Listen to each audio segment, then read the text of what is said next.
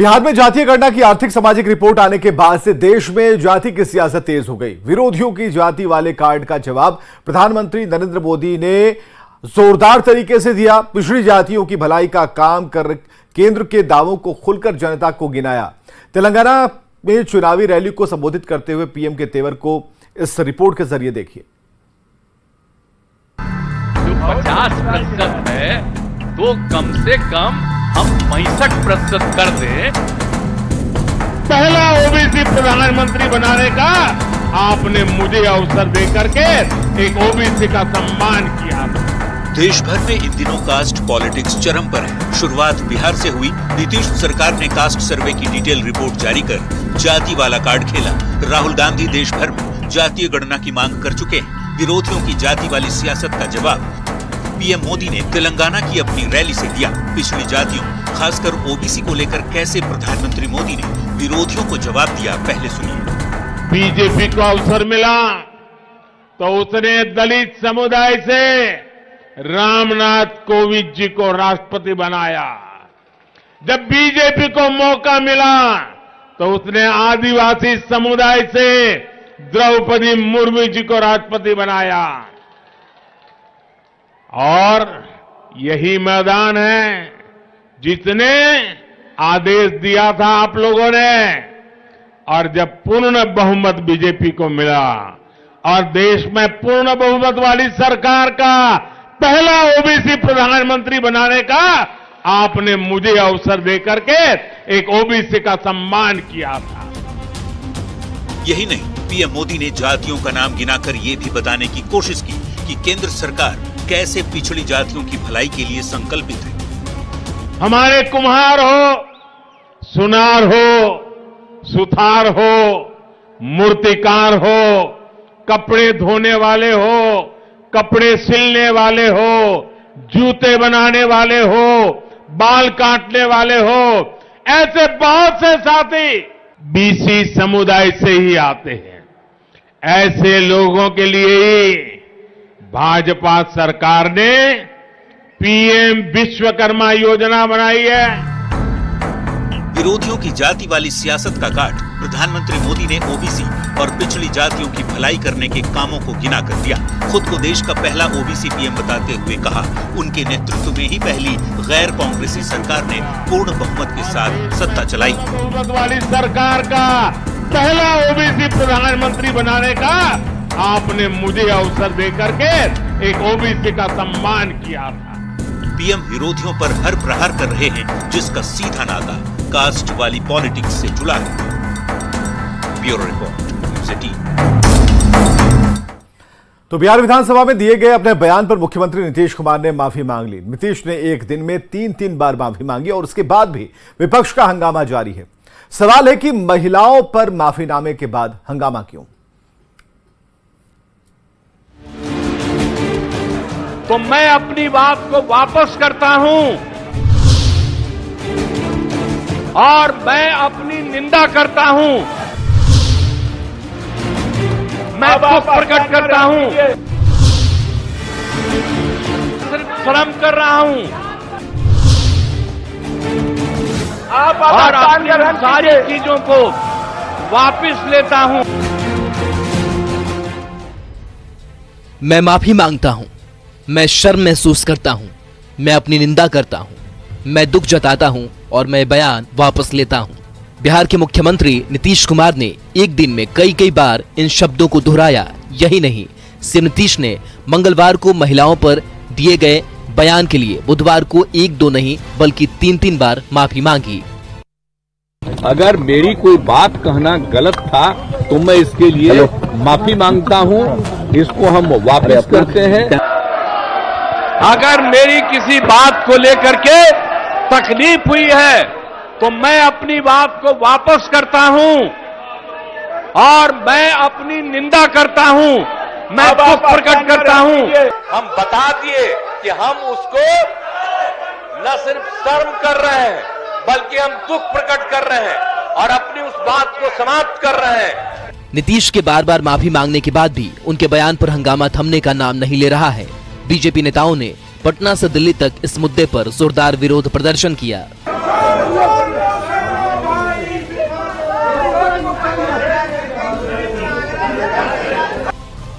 BJP का कोई नेता नीतीश को मेमोरी लॉस सीएम बता रहा है। माननीय मुख्यमंत्री जी कहीं न कहीं मेमोरी लॉस हो चुके हैं, तो कोई नीतीश कुमार को मानसिक रूप से बीमार बता रहा है। इस तरह के वक्तव्य नीतीश कुमार जी के द्वारा देना यह बताता है कि कहीं न कहीं वह मानसिक रूप से गड़बड़ हो चुके हैं। वही पूरा विपक्ष इस बात पर अड़ा हुआ है कि नीतीश कुमार को इस्तीफा दे देना चाहिए। और माननीय मुख्यमंत्री जी जिस तरह का वक्तव्य दे रहे हैं उस पद के योग्य नहीं है, इनको इस्तीफा दे देना चाहिए। सवाल है कि जब नीतीश कुमार ने जब अपने बयान पर माफी मांग ली, फिर इतना हंगामा क्यों है? न्यूज़ 18 के लिए पटना से रवीश नारायण, आनंद अमृतराज और संजय कुमार के साथ ब्यूरो रिपोर्ट। तो बिहार के मुख्यमंत्री के बयान पर जारी बवाल के बीच प्रधानमंत्री नरेंद्र मोदी ने तीखा प्रहार किया। मध्य प्रदेश की चुनावी रैली से पीएम ने निशाना सीधे नीतीश कुमार पर लगाया और इसे देश ही नहीं दुनिया भर में अपने देश की बेइज्जती बताया। इंडिया अलायंस का एक भी नेता माताओं बहनों के इतने भयंकर अपमान के खिलाफ एक शब्द बोलने के लिए तैयार नहीं हुआ। बिहार विधानसभा में नीतीश कुमार के महिलाओं पर दिए विवादास्पद बयान के बाद बीजेपी लगातार हमलावर है। मध्य प्रदेश के गुना में चुनावी रैली को संबोधित करते हुए पीएम नरेंद्र मोदी ने तीखा हमला किया। पीएम ने नीतीश कुमार का नाम लिए बगैर कहा, लोकतंत्र के मंदिर में देश की माताओं और बहनों पर ऐसी टिप्पणी करने के लिए शर्म आनी चाहिए। विपक्षी INDIA गठबंधन के नेताओं से सवाल पूछते हुए पीएम ने कहा, वे इस मुद्दे पर चुप क्यों हैं? इस इंडिया अलायंस के एक बहुत बड़े नेता जो इंडिया अलायंस का झंडा लेकर के घूम रहे हैं, जो देश की वर्तमान सरकार को उखाड़ फेंकने के लिए भांति भांति के खेल खेल कर रहे हैं, वो इंडिया अलायंस के नेता ने विधानसभा के अंदर जिस सभा में माताएं बहनें भी मौजूद थी,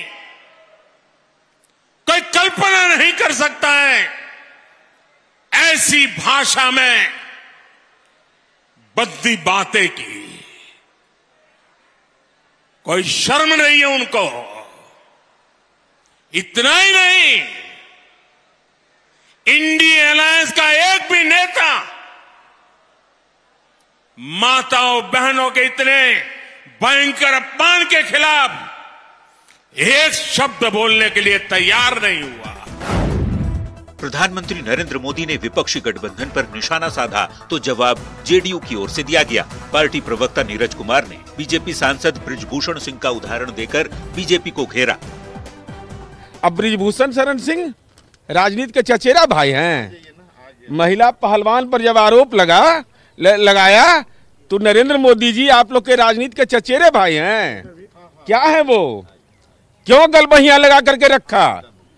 माननीय न्यायालय के आदेश के बावजूद वो इतना ताकतवर था कि उसकी गिरफ्तारी आप लोगों ने नहीं करवाया। और मुंह मत खुलवाइए प्रधानमंत्री जी। नीतीश कुमार अपने बयान पर सदन के अंदर से लेकर बाहर तक माफी मांग चुके हैं, पर चुनावी मौसम में जिस तरह नेताओं की जुबान एक दूसरे पर तल्ख होती जा रही है, उससे लगता है आने वाले समय में बिहार विधानसभा से निकली आवाज से सियासी वार पलटवार अगले कुछ दिनों तक जारी रहेगा। न्यूज़ 18 के लिए पटना से संजय कुमार के साथ ब्यूरो रिपोर्ट। तो मैं अपनी बात को वापस करता हूं। और शो के सेगमेंट में देखते हैं बयान बवाली।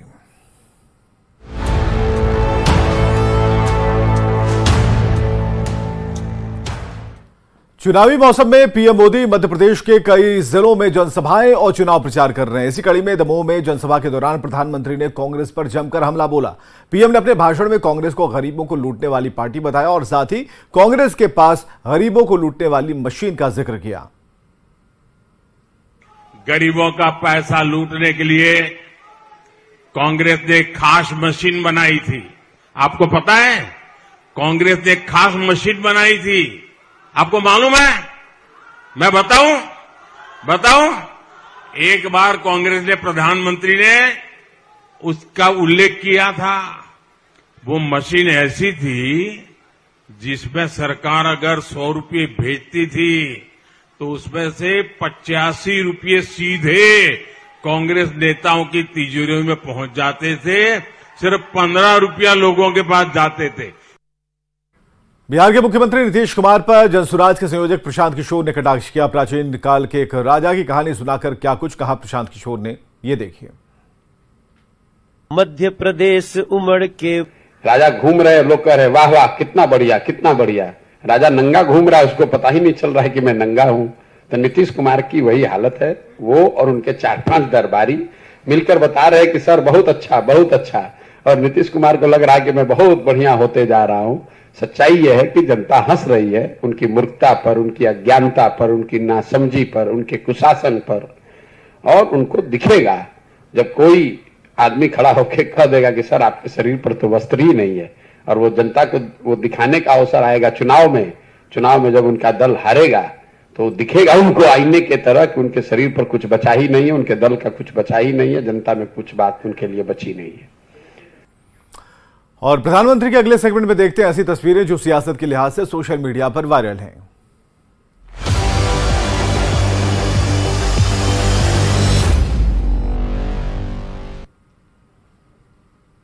चुनावी वायरल में पहली तस्वीर बीजेपी सांसद और भोजपुरी गायक मनोज तिवारी की, जिसमें मनोज तिवारी ने 5 राज्य में विधानसभा चुनाव को लेकर एक अलग अंदाज में विपक्ष पर हमला बोला। सांसद ने गीत गाकर कांग्रेस की हार और अब रंग ले बसंती चोला, सत्ता में रह के जो सट्टा काहे खेल वो खेला, अब उनको पड़े ढकेला, अब रंग ले बसंती चोला। मध्य प्रदेश उमड़ के बोला, रंग ले बसंती चोला। और देखते हैं अब चुनावी चौबीसा।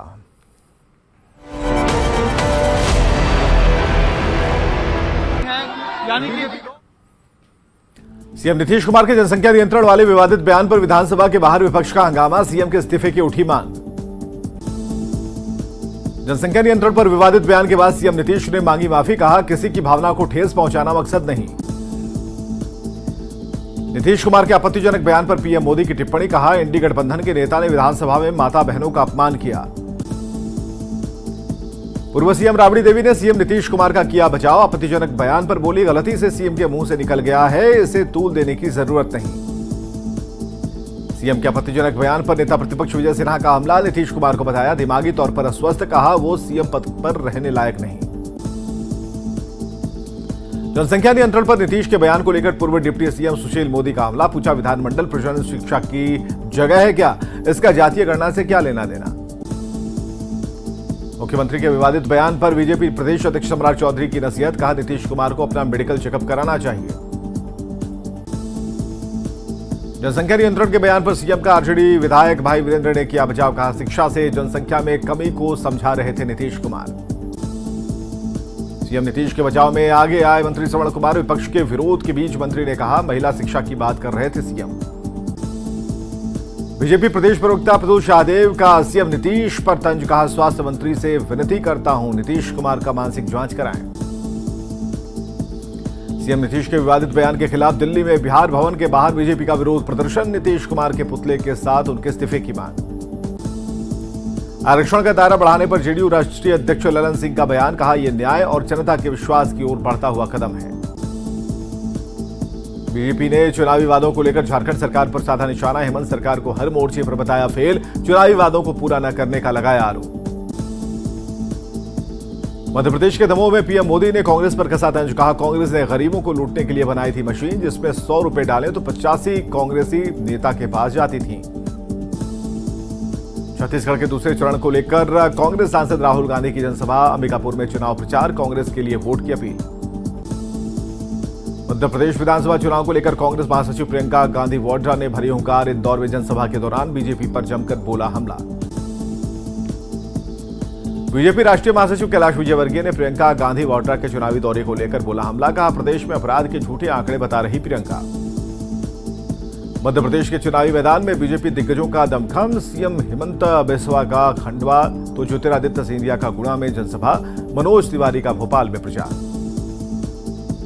मध्य प्रदेश के दौरे पर यूपी के सीएम योगी आदित्यनाथ बीजेपी की ओर से चुनावी प्रचार में झोंकी पूरी ताकत, पन्ना, पृथ्वीपुर, उदयपुरा और नरसिंहपुर में की जनसभा। मध्य प्रदेश के विधानसभा चुनाव में आम आदमी पार्टी की एंट्री, सीएम अरविंद केजरीवाल और भगवंत मान की आप प्रत्याशियों के पक्ष में रोड शो। पूर्व सीएम रमन सिंह का छत्तीसगढ़ विधानसभा चुनाव के पहले चरण को लेकर बड़ा दावा, कहा 20 में से 18 सीट पर जीतेगी बीजेपी। राजस्थान में बीजेपी के महाजनसंपर्क अभियान की शुरुआत, 3 चरणों तक चलेगा अभियान, प्रदेश पदाधिकारी और केंद्रीय मंत्री संभालेंगे जिम्मेदारी। राजस्थान में कांग्रेसी नेताओं के बीजेपी में शामिल होने पर केंद्रीय मंत्री गजेंद्र सिंह शेखावत का बयान, कहा कांग्रेस का जहाज डूब रहा है, अब की बीजेपी बनाएगी सरकार। राजस्थान में कानून व्यवस्था के सवाल पर पूर्व डिप्टी सीएम सचिन पायलट का बयान, कहा लगातार इस पर अंकुश लगाने का सरकार कर रही प्रयास। और खबरें लगातार जारी हैं, बने रहिए हमारे साथ।